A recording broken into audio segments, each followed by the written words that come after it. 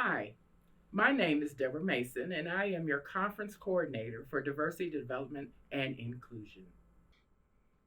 In addition to the four areas of focus established by the United Methodist Church, the Western Pennsylvania Conference added a fifth focus over a decade ago: dismantling racism. We are committed to creating a culture of inclusiveness throughout our conference and at all levels and among all people. God has blessed us with the gift of diversity, so it is our privilege to work together to dismantle racism and to establish an anti racist community where equity and justice prevail. United Methodists around the conference have committed to dismantling racism in a variety of ways.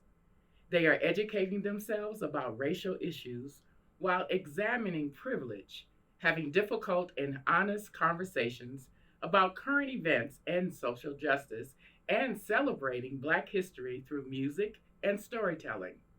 Here are just a few examples of dismantling racism in the past year. There is a long history of anti racism work being done in the Erie Meadville district. In February of 2021, the team partnered with the Erie Arts Council to bring a virtual tour of public art in Erie that highlights the contribution of people of color to the city. Over the past 6.5 years, a group of 7 clergy from the Erie Meadville district have been gathered together for a study group on racism and anti-racism. We've looked at a number of books, beginning with Witnessing Whiteness. We've studied Waking Up White. Howard Thurman's is our most recent, Jesus and the Disinherited. We've looked at Jim Wallace's America's Original Sin.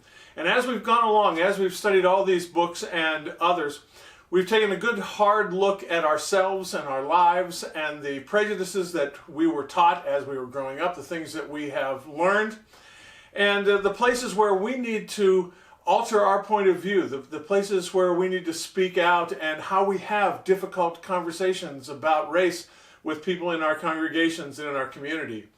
We've led some Bible studies, we've led some book studies, we've had some district-wide events where we taught about race and its impact on our society. We are working within the district to do everything we can to address the problem in very real and practical ways. It still is an issue in the area where we live. We know it's an issue in our country, and it's been a difficult journey at times, because as we look in the mirror, we don't always like the things that we see, and yet it's important, and we know that doing the hard work matters in the end if we're going to build a just society and be the people that Jesus has called us to be.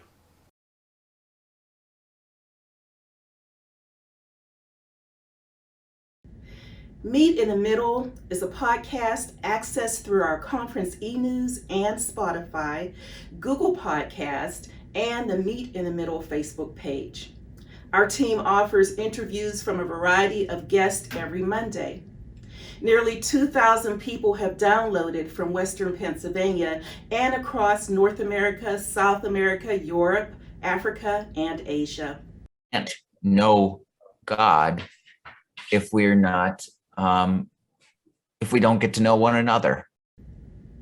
The hope for Meet in the Middle was to engage people in conversations about race relations, suggesting we agree to disagree, to learn more about each other, and find common ground, to explore topics about social justice, engage in civil discourse, and promote beloved community.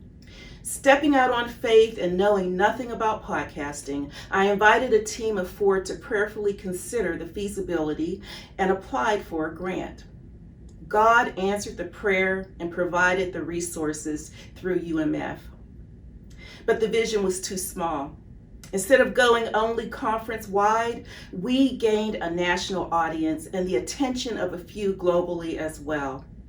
God can do exceedingly abundantly above all we could ever ask, think, or imagine. All praise be to God. Speak up for those who cannot speak for themselves, for the rights of all who are destitute. Speak up and judge fairly. Defend the rights of the poor and the needy.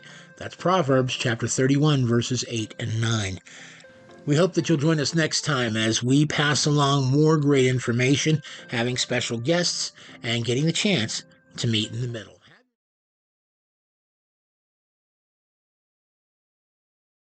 Education comes in many forms, and during Black History Month, congregations educated and celebrated with creative performances. Faith United Methodist Church held the Songs of Justice concert with music and special speakers. And the Pittsburgh District Anti-Racism team hosted nearly 80 people at Dutill United Methodist Church in Cranberry Township for a multimedia musical presentation about actor, singer, and social justice advocate Paul Robeson. But I get so weary and sick of trying. I'm tired of living and scared of dying. But on the river, he'll just keep rolling on.